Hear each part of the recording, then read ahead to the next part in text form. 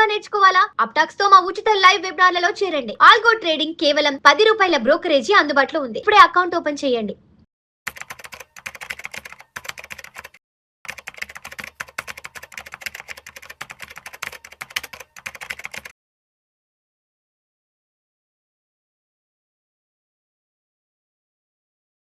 రామచంద్రమూర్తి గారు నమస్తే సార్. నమస్తే విష్ణు గారు. రామచంద్రమూర్తి గారు, ఈ వీడియోలో కాస్త డీటెయిల్గా ఈ లే ఆఫ్లకు సంబంధించి, అంటే ఉద్యోగుల ఊచకోత లేకపోతే ఉద్యోగాల తొలగింపు గురించి కొంచెం డీటెయిల్గా మాట్లాడుకుందాం సార్. ఒకప్పుడు జాబ్ లే ఆఫ్స్ అంటే ఎప్పుడో ఎక్కడో జరిగేది, ఎక్కడో మాట్లాడుకునే వాళ్ళని. అవునండి. ఈరోజు ఎస్పెషల్ ఐటీ సెక్టార్లో ఉద్యోగాల తొలగింపు అనేది నిత్య కృత్యం అయిపోయింది. రేపొద్దున ఆఫీస్కి వెళ్ళేదాకా మన ఉద్యోగం మనకు ఉంటుందా లేదా అన్న సిచ్యువేషన్స్ నడుస్తున్నాయి. ఇప్పుడు కొత్తగా బ్రిటన్కు చెందిన స్టాండర్డ్ చార్టెడ్ రాబోయే 4 ఏళ్లలో 7,000కు పైగా కార్పొరేట్ ఉద్యోగాలను తగ్గించనున్నట్లు ప్రకటించింది. 2030 నాటికి ఎగ్జిక్యూటివ్ సంఖ్యను 15% తగ్గించబోతుందంట. అందరికీ తెలిసిందే, ప్రముఖ బ్యాంకింగ్ స్టాండర్డ్ చార్టెడ్ బ్యాంకింగ్ అంటే చాలా పెద్ద ఇంటర్నేషనల్ కంపెనీ. సో రామచంద్రమూర్తి గారు, ఇంకొక లే ఆఫ్ న్యూస్ ఏంటంటే, ఇంటి నుంచి పని అంటూ 8,000 మందికి మెటా లే ఆఫ్. ఉద్యోగులకు ఈమెయిల్ ద్వారా సమాచారం అంట సార్. ఫేస్బుక్, ఇన్స్టాగ్రామ్, వాట్సాప్ మాతృ సంస్థ మెటా ప్లాట్ఫామ్స్ ప్రపంచవ్యాప్తంగా 8,000 ఉద్యోగాల తొలగింపు ప్రక్రియను ప్రారంభించినట్లుగా తెలుస్తోంది. ఐరోపా, అమెరికా, సింగపూర్లలో కొందరు ఉద్యోగులకు ఇంటి నుంచి పనికి అవకాశం కల్పించి తదుపరి ఉద్యోగం నుంచి తొలగిస్తున్నట్లుగా ఈమెయిల్ ద్వారా సమాచారం పంపించిందంటే మెటా. అంటే రేపటి నుంచి వర్క్ ఫ్రమ్ హోమ్ చేసుకోండి, ఆఫీస్కి రాబలేదంటూ కూడా ఇచ్చింది. తీరా చూస్తే అసలు ఉద్యోగాలే లేవంటూ కూడా మెయిల్ ఇవ్వడం జరిగింది. మరోవైపు పెద్ద పెద్ద బ్యాంకులు కూడా ఉద్యోగాలు తొలగిస్తున్నాయి. ఏంటి, ఎక్కడా కూడా ఎవరు హ్యాపీగా లేరు, ఎక్కడ ఏ కండిషన్ కూడా ఎవరికి అనుకూలంగా లేదు. ఎటు చూసినా ప్రపంచవ్యాప్తంగా ఎటు చూసినా సరే ప్రతికూల వాతావరణం, ప్రతికూల పరిస్థితులే ఉన్నాయి. నాకు తెలిసి వీటన్నింటినీ దృష్టిలో ఉంచుకొని రాబోయే రోజుల్లో ఏదైనా పెద్ద ఉపద్రవం రాబోతోందంటూ మొన్న మోడీ గారు ఏమన్నా ఈ వ్యాఖ్యలు ఏమన్నా చేశారా? అందరూ జాగ్రత్తగా ఉండండి, ₹4 దాచిపెట్టుకోండి, డబ్బులు ఖర్చు పెట్టుకోవాలంటూ కూడా వారు చెప్పారు కదా. అంటే భవిష్యత్తులో ఇలాంటి తీవ్రమైన పరిణామాలు, నష్టాలు ఎదుర్కోబోతున్నామన్న నేపథ్యంలో ఆయన ఏమన్నా 4 మంచి మాటలు చెప్పారో ఏమనిపిస్తుంది? ఏంటి సార్, ప్రపంచవ్యాప్తంగా ఇలాంటి ఒక ప్యానిక్ సిచ్యువేషన్ నడుస్తుంది? సార్ మంచి క్వశ్చన్ అడిగారు సార్. చాలామంది దీని మీద ఒక రకమైన డిప్రెషన్, అసలు ఒక రకమైన టెన్షన్లో ఉన్నారు. అయితే ఒకసారి ఏంటంటే, ఒక నాణ్యానికి వన్ సైడ్, సెకండ్ సైడ్ కూడా ఒకసారి సెకండ్ సైడ్ కూడా చూస్తే, ఇప్పుడు ఎప్పుడైనా కానీ డిమాండ్ సప్లై అని కంపల్సరీ మార్కెట్ ఉంటుంది. లాస్ట్ 10 years నుంచి ఏంటంటే ఐటీకి డిమాండ్ విపరీతంగా పెరిగేపాటికి సప్లై కూడా అంతే ఇదిగా వచ్చింది. సో ఇప్పుడు ఏమైందంటే, మనం 2000 నుంచి ఒకసారి చూస్తే మీకు 2000 Y2K ప్రాబ్లం అని అసలు యాక్చువల్గా ఐటీ స్టార్ట్ అయింది. ఇప్పుడు అప్పటి వరకు ఇంజనీరింగ్ అనేది చాలా డ్రీమ్, అందరికీ తక్కువ సీట్లు ఉంటాయి ఇంజనీరింగ్. ఇప్పుడు ఏమైందంటే విపరీతమైన కాలేజెస్ వచ్చాయి ఆల్ ఓవర్ ఇండియా. వచ్చేసి ఏమైంది, సప్లై విపరీతంగా పెరిగిపోయింది. అప్పుడేమైంది, మనకి ఇక్కడ ఉన్న పీపుల్ అందరూ కూడా బయటకు వెళ్ళిపోయి జాబులు చేయటం మొదలుపెట్టారు. సో 20 years ఐటీ ఇండస్ట్రీలో బాగా ఎంజాయ్ చేస్తారు. 10 సంవత్సరాలు గట్టిగా 10 సంవత్సరాలు గట్టిగా ఎంజాయ్ చేశాక ఇప్పుడు ఏమైంది, మీరే చూడండి, మీ ఇంటి పక్కన ఎంతమంది బీటెక్లో ఉన్నారు? అవును, ఇప్పుడు అసలు డిగ్రీ అసలు లేదు, అసలు డిగ్రీ మర్చిపోయారు. 15-20 ఏళ్ళ డిగ్రీ మర్చిపోయి బీటెక్ అండి. ఇప్పుడు మన రాష్ట్రం నుంచే, ఇప్పుడు తెలంగాణ నుంచే 3 లక్షల మంది 4 లక్షల మంది ఎవ్రీ ఇయర్ వస్తున్నారు. అటు ఆంధ్ర నుంచి ఒక 3-4 లక్షల మంది, అంతా 10 లక్షల మంది మన 2 స్టేట్ల నుంచి వస్తున్నారు. మరి వీళ్ళందరికీ ఒకటే జాబ్, ఐటీ సాఫ్ట్వేర్. సో ఇప్పుడు ఏమవుతుందంటే, ఇక్కడ ఏమైంది, ఈ జాబులు తొలగించిన వాళ్ళని కూడా మీరు అబ్జర్వ్ చేస్తే, ఇప్పుడు కంపెనీ పాయింట్ ఆఫ్ వ్యూలో ఒకసారి చూడండి. ఇప్పుడు మీకు ₹1,00,000 ఇచ్చే బదులు అదే వరకు 30,000 40,000 చేసేవాళ్ళు ఉన్నప్పుడు నేను కంపెనీ ప్రాఫిట్ చూసుకుని ఉండేవాడిని. కాబట్టి మీరు ఎలా అయితే జాబ్ చూసుకుంటారో, ఇప్పుడు మీరే ఉన్నారు, ఇంకొక మంచి ఆఫర్ వస్తే వెళ్ళిపోతారు కదా. మరి నేను అలాగే ఆలోచించాలి కదా. నాకు ₹1,00,000 ఇచ్చే బదులు 40,000 50,000కి మంచి రిసోర్స్ వస్తున్నప్పుడు అదే 1,00,000కి 2-3 వస్తారు. సో మిమ్మల్ని ఎందుకు ఉంచుకుంటా? సో ఇప్పుడు డిమాండ్ సప్లై ఉంది, అక్కడ సప్లై విపరీతంగా ఉంది, లేబర్ సప్లై విపరీతంగా ఉంది. యంగ్ జనరేషన్ అంతా మేము రెడీ అంటున్నారు. ఇప్పుడు మీకు 20 లక్షలు 30 లక్షలు ఏది నెలకి ప్యాకేజ్ ఇచ్చి 2 కోట్లు పర్ యానం ఇచ్చే బదులు నేను అది కాస్ట్ కటింగ్ చేసుకోవచ్చు కదా. సో కంపెనీ ఎక్స్పాన్షన్ అవుతుంది. మిమ్మల్ని తీయటం వల్ల 4-5కి ఎంప్లాయ్మెంట్ ఇస్తున్నట్టు కూడా ఒక చెప్తున్నారు కంపెనీ. సో ఇప్పుడు ఇంకోటి ఏంటి, మీ ఏజ్ అయిపోతుంది 50 ఏళ్ళు, వాళ్ళు తీసిన వాళ్ళందరినీ చూస్తే 50 ఏళ్ళు మినిమం ఉంటాయి. ఆల్మోస్ట్ అంతా ఒక 20 years ఎక్స్పీరియన్స్ ఉన్న సీనియర్ మోస్ట్ ప్రాజెక్ట్ మేనేజర్లు, డెలివరీ మేనేజర్స్ ఆ రేంజ్ లో ఉన్న వాళ్ళే. ఇప్పుడు వీళ్ళందరూ ఏంటంటే, ఇప్పుడు మెటా కానీ, మన ఇన్ఫోసిస్ కానీ, టీసీఎస్, ఇప్పుడు ఇవన్నీ సర్వీస్ ఇండస్ట్రీ. ఇప్పుడు ఇదంతా ఏఐకి మారుతున్నప్పుడు అది ఎంప్లాయీస్ కూడా మారాలి కదా, స్కిల్ అప్గ్రేడ్ చేసుకోవాలి. ఇప్పుడు 50 ఏళ్ళు 55 ఏళ్ళు ఏం చేసుకుంటారు, వాళ్ళు మాత్రం చేయలేకపోతున్నారు. వాళ్ళు ఎప్పుడో 99, 2000 ఆ టైంలో ఎంటర్ అయి ఉంటారు. వాళ్ళందరూ ఇప్పుడు 50-55కి వచ్చేసి ఉంటారు కదా. కాబట్టి ఇప్పుడు మీరు స్టాండర్డ్ చార్ట్ అవ్వచ్చు, లేకపోతే ఏ కంపెనీ అయినా, ఇప్పుడు మొన్న కూడా టీసీఎస్ తీసేమన్నారు, ఇన్ఫోసిస్ మన ఇండియాలో కూడా జరుగుతున్నాయి. అయితే షిఫ్ట్ ఏమవుతుందంటే, ఓన్లీ హయ్యర్ లెవెల్ వీళ్ళకి అప్గ్రేడ్ అవ్వలేరు అనే వాళ్ళకి మాత్రమే 6 months శాలరీ అడ్వాన్స్ ఇచ్చి, అవి పాలసీలు అన్నీ ఉన్నాయన్నమాట, అవన్నీ ఇచ్చి పంపిస్తున్నారు. ఈవెన్ మనకి ఇప్పుడు గూగుల్ కానీ, తర్వాత మైక్రోసాఫ్ట్ కానీ, వీళ్ళందరూ కూడా ఎగ్జిట్ పాలసీలు చెప్తున్నారు అనమాట. ఎర్లీ రిటైర్మెంట్ తీసుకోండి, ఎందుకంటే వరల్డ్ చేంజ్ అవుతుంది హై ఫాస్ట్లో. ఇప్పుడు మీకు ఇష్టం లేకపోయినా ఏఐ అనేది మన జీవితాల్లోకి వచ్చేస్తుందని 2-3 ఏళ్ళ క్రితమే మనం అర్థమవుతుంది. సో ఇప్పుడు ఏఐ వచ్చేసింది, తర్వాత రోబోటిక్స్ వచ్చేస్తున్నాయి, తర్వాత ఇప్పుడు మన ముందుకెళ్ళిపోతుంది టెక్నాలజీ పరంగా, ఇన్నోవేషన్స్ పరంగా అవుతుంది. అలాంటప్పుడు ఫిట్టెస్ట్ ఫర్ ద సర్వైవల్ అని కింద జనరేషన్కి ఇవ్వాలి కదా.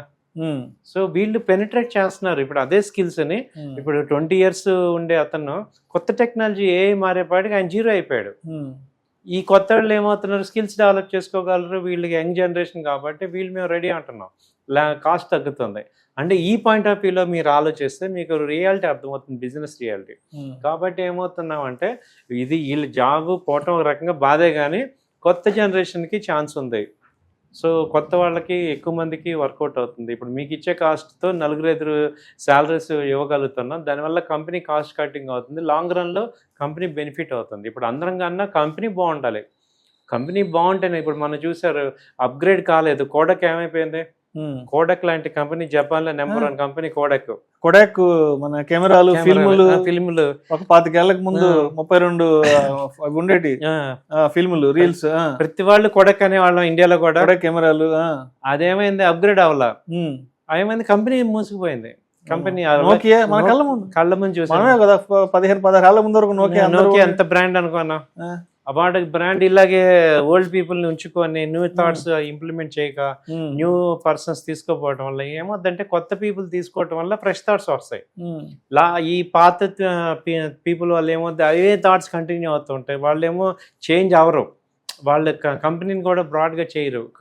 ఈ కంపెనీ బదులు ఇప్పుడు మిమ్మల్ని ఉంచుకోవడం వల్ల కంపెనీ గ్రోత్ కాకపోతే ఇంకేమవుతుంది, కంపెనీ బాగుంటేనే కదా అందరు బాగుంటేది.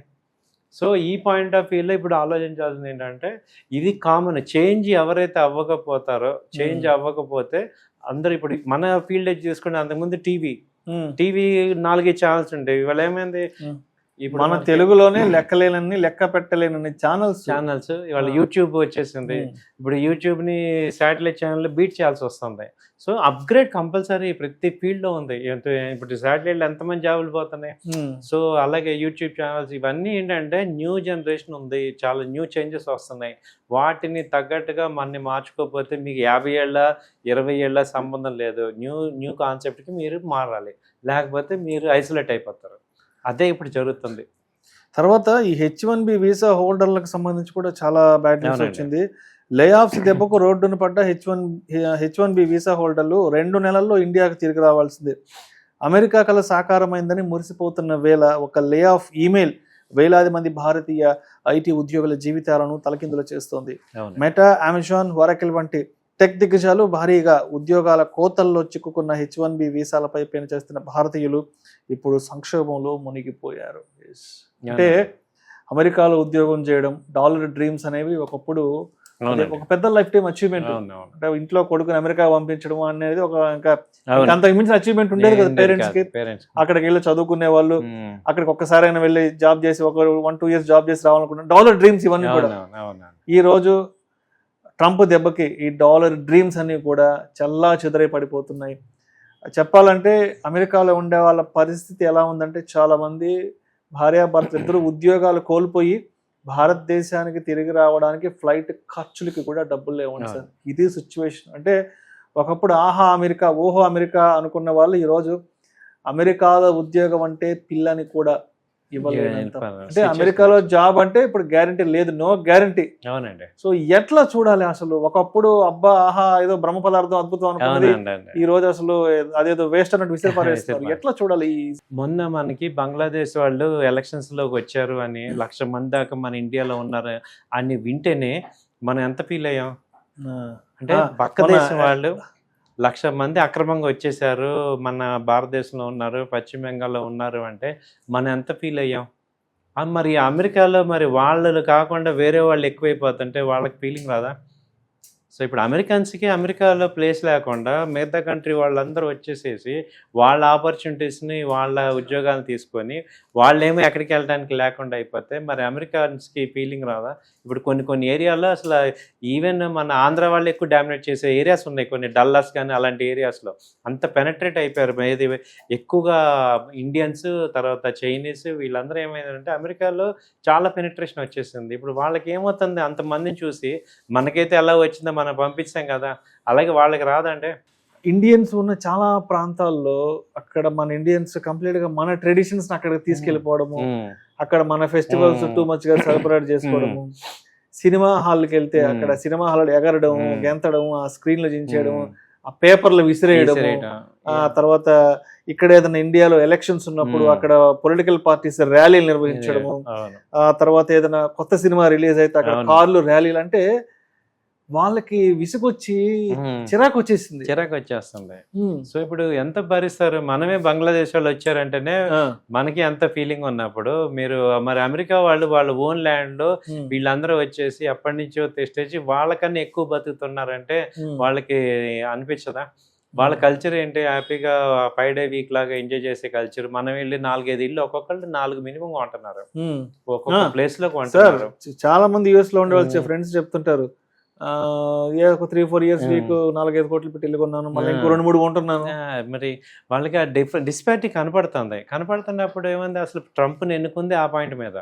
యాక్చువల్గా మాకు అమెరికా గ్రేట్ అగైన్ అంతే, మాకు కావాలి, మాకు మా వాళ్ళ జీవితాలు స్పాయిల్ అయిపోతున్నాయి. కాబట్టి ఏంటంటే ట్రంప్ డెఫినెట్ గా ఇప్పుడు మనల్ని పంపించలేదా? బీజేపీ వాళ్ళు రాంగ్ అని ఏం చేశారు, ర్యాలీ అందరినీ పంపించట్లేదా? రోహింగ్యాలని బంగ్లాదేశ్ మొత్తం తరిమేశారు. మరి మీరు మాత్రం ఎందుకు ఉండాలి అక్కడ?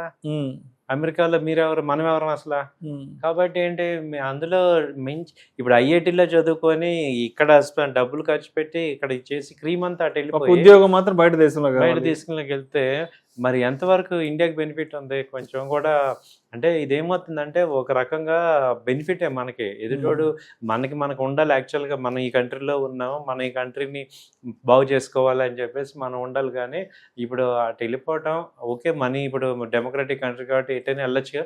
బట్ ఇదేంటంటే వాళ్ళ యొక్క పాయింట్ ఆఫ్ వ్యూలో చూస్తే వాళ్ళు చేసేది కరెక్టే అనిపిస్తుంది.